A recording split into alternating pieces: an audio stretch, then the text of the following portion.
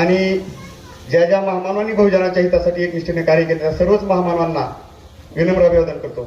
हिंदुहृदय सम्राट वंदनीय बाळासाहेब ठाकरे, धर्मवीर आनंद दिघे साहेब, आमचे पक्षप्रमुख सन्माननीय एकनाथजी शिंदे साहेब, आमचे पालकमंत्री प्रतापजी सरनाईक साहेब, तसेच आमचे पूर्वीचे पालकमंत्री प्राध्यापक डॉक्टर तानाजी सावंत साहेब, ज्यांना आम्ही या जिल्ह्याचे भाग्यविधाते समजतो, असं नेतृत्व साहेब आम्हाला मागच्या 2.5 वर्षामध्ये लाभलं.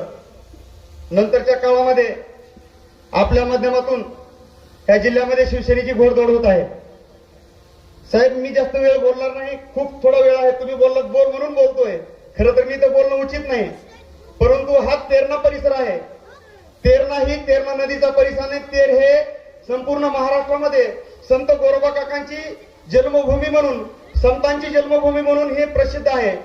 इथं बघायला गेलो तर आपण जैन समाजाचं सुद्धा अति प्राचीन मंदिर इथं आहे. खरं तर ही संतांची भूमी आहे, ही तेरणाची भूमी आहे.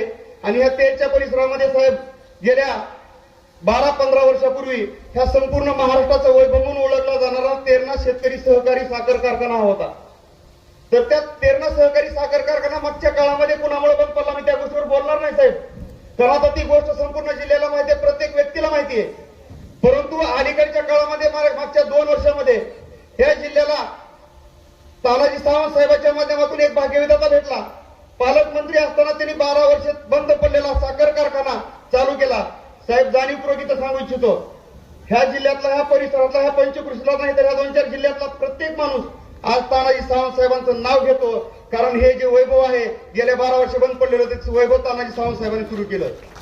साहेब, सांगावं ही गोष्ट का वाटते, राजकीय विरोधक आहेत आपले, परंतु ज्या तेरणा सहकारी साखर कारखान्याचा विषय होतो त्यावेळेस ते स्टेजवर येऊन बसतात. हे तानाजी सावंत साहेबांनी उभं केलं. या जिल्ह्यामध्ये 34,000 तरुणांना रोजगार देण्याचं काम तानाजी सावंत साहेबांनी साखर कारखान्याच्या माध्यमातून केलं.